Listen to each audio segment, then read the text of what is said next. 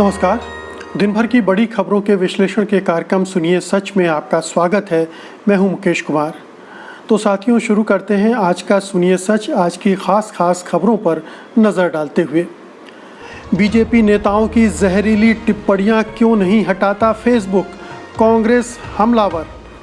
Supreme court के फैसले के खिलाफ रिव्यू पिटीशन दायर करेंगे प्रशांत भूषण। बिहार चुनाव से पहले दल बदल, 11 साल बाद श्याम रजक राजद में लौटे। उत्तर प्रदेश में दलित ग्राम प्रधान सत्यमेव की हत्या के बाद गांव में तनाव। बीजेपी नेता का लव जिहाद, मुस्लिम लड़की की शादी हिंदू से कराने का आरोप।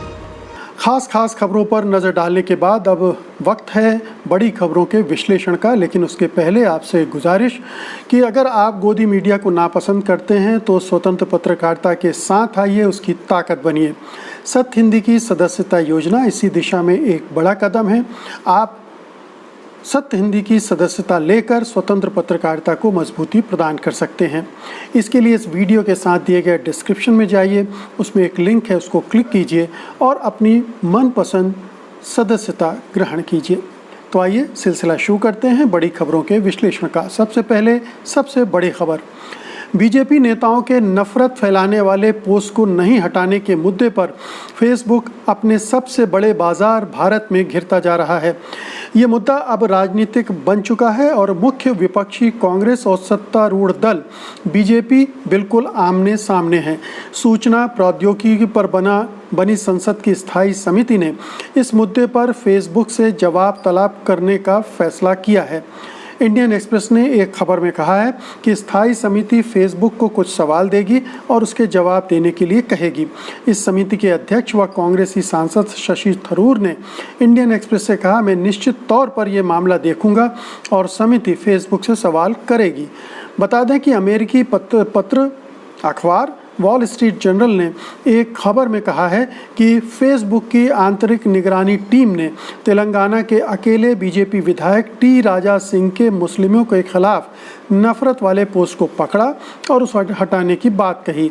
उस विधायक को प्रतिबंधित करने के लिए उसे खतरनाक व्यक्ति घोषित करना पड़ता, लेकिन फेसबुक इंडिया की पॉलिसी डायरेक्टर अंकी दास ने ये कहकर इसका विरोध किया था कि इससे भारत सरकार से रिश्ते खराब होंगे और भारत में कंपनी को कामकाज करने में दिक्कत होगी, उसके बिजनेस प्रोस्पेक्ट पर बुरा असर पड़ेगा।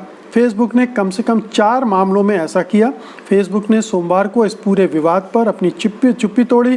कंपनी के प्रवक्ता ने कहा है कि उन सामग्रियों को रोक देती है जिनसे नफरत को बढ़ावा मिलता हो या हिंसा को उकसावा मिलता हो। प्रवक्ता ने कहा, हम नफरत फैलाने वाले बयानों और ऐसी सामग्री जिससे हिंसा को उकसावा मिलता हो रोक देते हैं और हम ऐसा पूरी दुनिया में इस पर विचार किए बगैर कर रहे हैं। हम ये मानते हैं कि इसमें और करने की गुंजाइश है। हम इसे लागू करने में प्रगति कर रहे हैं। हम तटस्थता और सच्चाई सुनिश्चित करने के लिए इस मामले में अपनी प्रगति की नियमित ऑडिट भी करते रहते हैं। लेकिन इस मुद्दे पर अच्छा खासा विवाद उठ खड़ा हुआ है। कांग्रेस और बीजेपी बिल्कुल आमने सामने हैं और दोनों ने एक दूसरे पर जोरदार हमले किए हैं। कांग्रेस ने इस मामले की जांच करने को कहा है। कांग्रेस नेता अजय माकन ने बीजेपी पर जोरदार हमला करते हुए कहा, हम बीजेपी से ये जानना चाहते हैं कि अखिल भारतीय विद्यार्थी परिषद की जेएनयू इकाई की पूर्व अध्यक्ष रश्मि दास का अंकी दास से क्या रिश्ता है। वहीं फेसबुक इंडिया की पब्लिक पॉलिसी डायरेक्टर अंकी दास ने धमकी के मामले में दिल्ली पुलिस में एक शिकायत दर्ज कराई है। अंकी दास का कहना है कि उन्होंने उन लोगों के खिलाफ शिकायत दर्ज कराई है जिन्होंने उन्हें धमकी दी है। तो फेसबुक का चरित्र आप इसमें देख सकते हैं। फेसबुक कंपनी जो मार्क जुकरबर्ग की कंपनी है, दुनिया की सबसे बड़ी जो 5 कंपनियां हैं उनमें से एक है, लेकिन ये कंपनी नफ़रत का कारोबार कर रही है।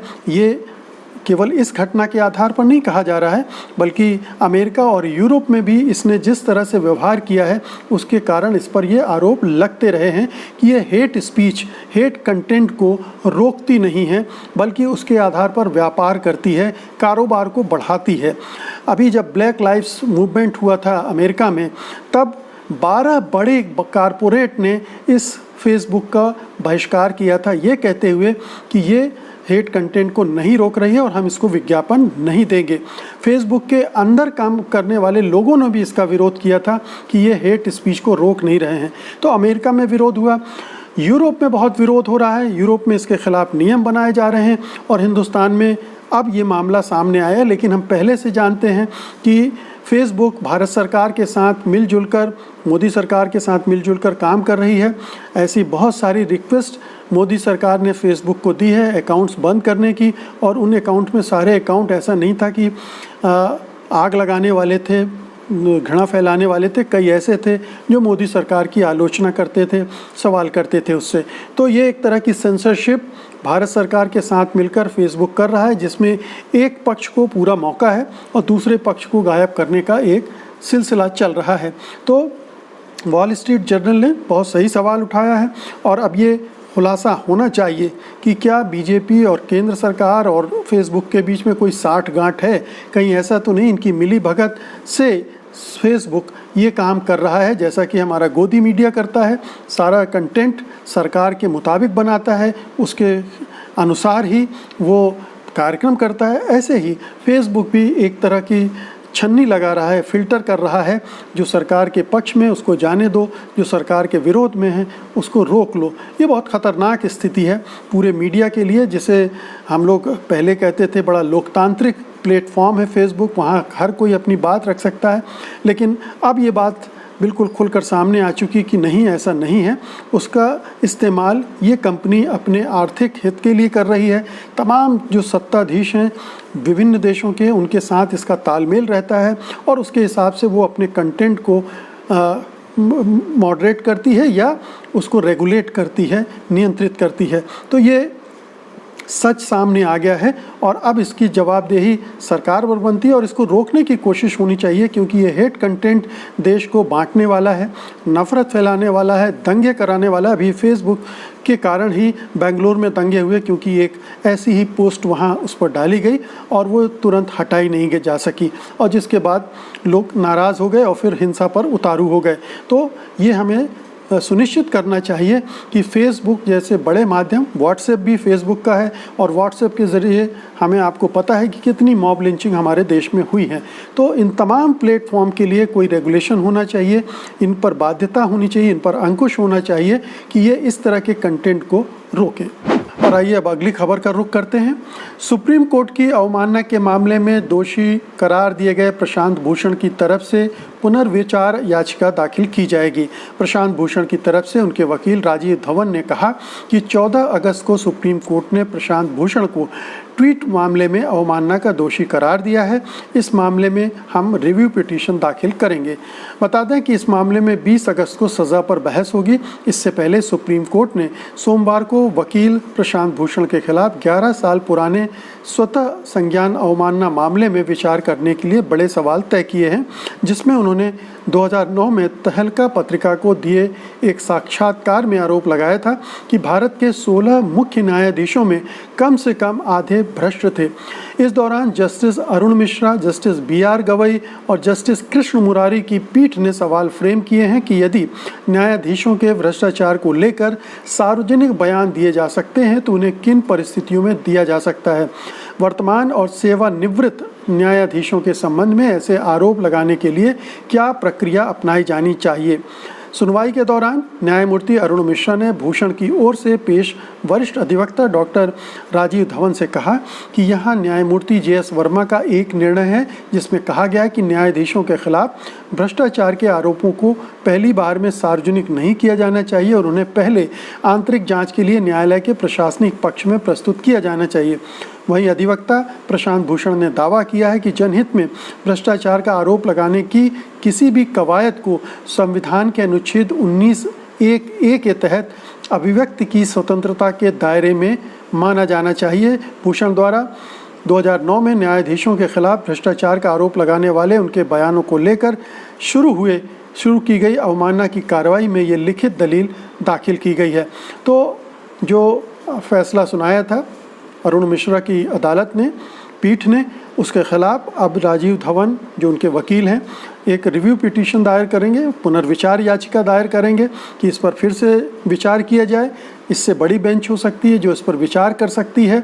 और ये ऐसा मामला है कि इस पर अंतिम रूप से कुछ एक नज़ीर बननी चाहिए, नियम कानून बनने चाहिए। और ये जो न्यायाधीशों को एक ख़ास तरह की सुविधा दे दी गई है कि उन पर आरोप न लगे, क्योंकि अवमानना का एक तलवार लटकती रहती है सब पर।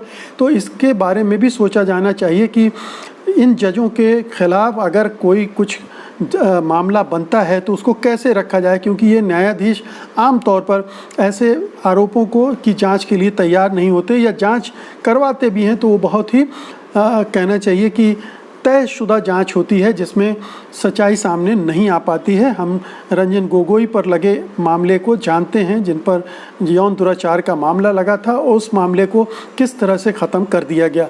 तो ये बहुत ज़रूरी है कि अभिव्यक्ति की स्वतंत्रता हमारे यहाँ बनी रहे और लोग न्यायाधीशों के बारे में, जुडिशरी के बारे में भी खुलकर बात कर सकें, आलोचना कर सकें। न्यायपालिका की प्रतिष्ठा बनी रहे, ये ज़रूरी है। लेकिन इससे भी ज़्यादा ज़रूरी ये है कि हमारी जो अभिव्यक्ति की स्वतंत्रता है उस पर अंकुश न लगाया जाए। तो उम्मीद करना चाहिए कि रिव्यू पिटीशन को जो बड़ी बेंच सुनेगी वो ज़्यादा इसे खुले दिमाग से सुनेगी। और क्योंकि अरुण मिश्रा के बारे में एक पूर्वाग्रह बना हुआ है उनके दिमाग में भी, और जो प्रशांत भूषण उनके दिमाग में भी, कि उनके बीच में चूँकि रिश्ते अच्छे नहीं रहे हैं, तो उसकी वजह से इस तरह के मामले उठाए जा रहे हैं और फैसले सुनाए जा रहे हैं। तो ये बेहतर है कि एक बड़ी बेंच सुनवाई करे, और उम्मीद करनी चाहिए कि उस बेंच में ऐसे जज होंगे जिन पर किसी तरह की किसी को संदेह नहीं होगा। अब आते हैं अगली खबर पर। चुनाव के 3 महीने पहले बिहार में नेताओं का पाला बदलने का खेल भी शुरू हो चुका है। एक तरफ जहां 2 महीने पहले आरजेडी के 5 एमएलसी ने जदयू का दामन थामा था, वहीं जेडीयू नेता और बिहार सरकार के उद्योग मंत्री ने श्याम रजक ने घर वापसी करते हुए आरजेडी की सदस्यता ग्रहण कर ली। इसके जवाब में जेडीयू ने भी आरजेडी के 3 और विधायकों को अपने पाले में कर लिया है। आज के घटनाक्रम में बिहार की राजनीति में महादलित वोट बैंक के बीच बड़ा चेहरा माने जाने वाले श्याम रजक ने राष्ट्रीय जनता दल का दामन थाम लिया। वे 11 साल बाद आरजेडी में आए। तेजस्वी यादव ने उन्हें आरजेडी की सदस्यता दिलाई। नीतीश कुमार की सरकार में मंत्री रहे श्याम रजक को रविवार को जेडीयू से हटा दिया गया था। इसके बाद से ही अटकलें तेज थी कि श्याम रजक सोमवार को आरजेडी में शामिल होंगे। इससे पहले श्याम रजक ने सोमवार सुबह को ही अपनी विधायकी से इस्तीफा दे दिया।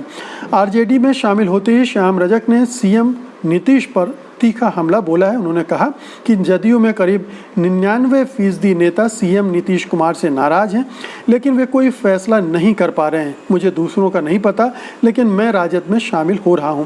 इस दौरान बिहार सरकार पर निशाना साधते हुए तेजस्वी यादव ने कहा है कि डबल इंजन की सरकार में जनप्रतिनिधि का सम्मान नहीं है, प्रवासी मजदूरों को बेइज्जत किया गया और कोरोना और बाढ़ के मुद्दे पर सरकार पूरी तरह से फेल रही।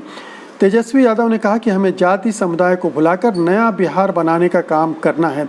वहीं दूसरी तरफ एक दिन पहले ही आरजेडी से निकाले गए 3 विधायकों में से 2 ने आज जेडीयू का दामन थाम लिया। तो चुनाव के पहले बिहार में दल बदल, हर जगह चुनाव होता है तो बहुत सारे भय होते हैं।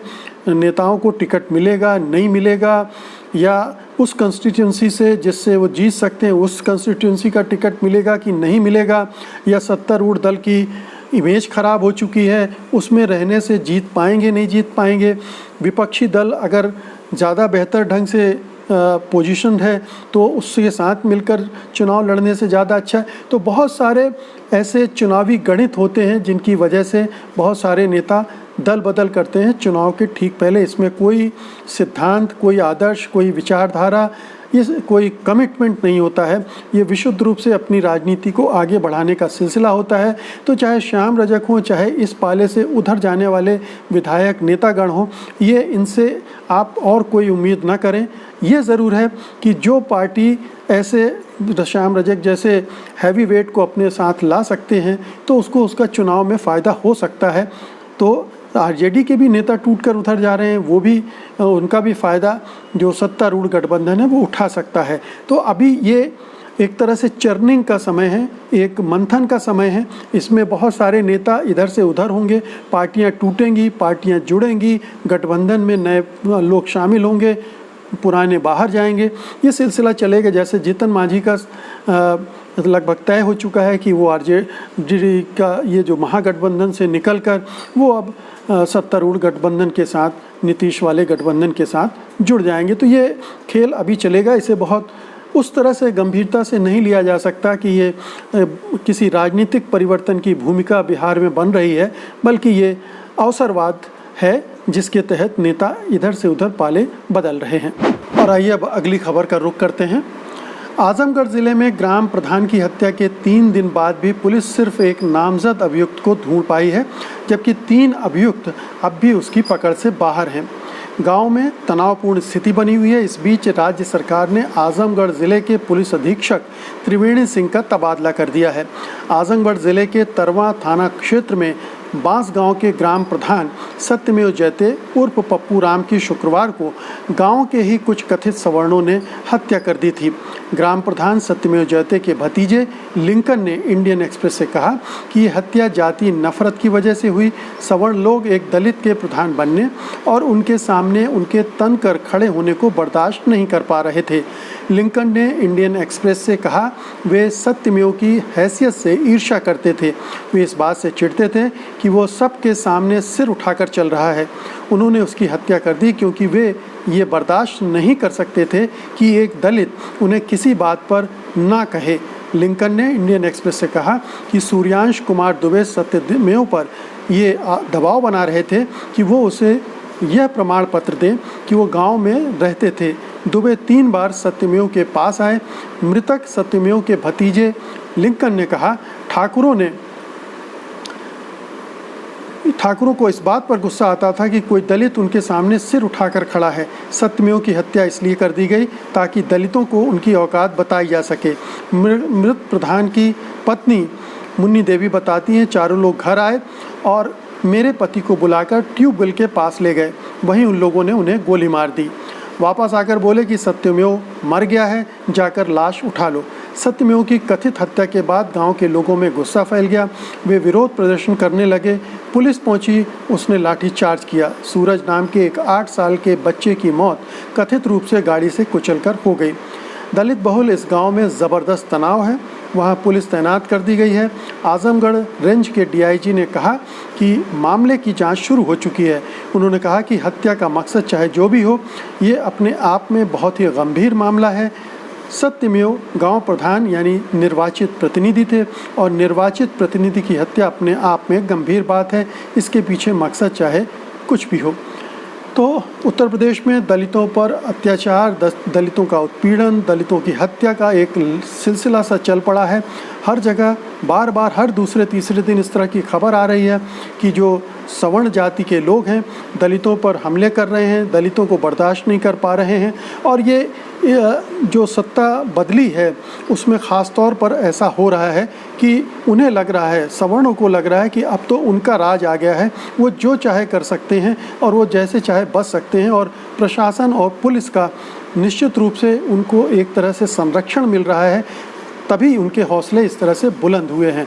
वो बर्दाश्त नहीं कर पा रहे हैं कि दलित या जो नीची जाति के कहे जाते हैं हिंदू समाज में, अगर वो ऊपर किसी पद पर बैठ जाते हैं तो वो उन्हें फूटी आंखों नहीं सुहाते। उन्हें लगता है कि उनके पास जाना, अपने काम के लिए अपना अपमान करना है, वो इससे अपमानित महसूस करते हैं। और इस केस में 3 बार जब जाना पड़ा उनको एक झूठे प्रमाण पत्र के लिए, जाहिर है कि सत्यमेव नहीं बनाना चाह रहे होंगे, वो मना कर रहे होंगे, टाल रहे होंगे।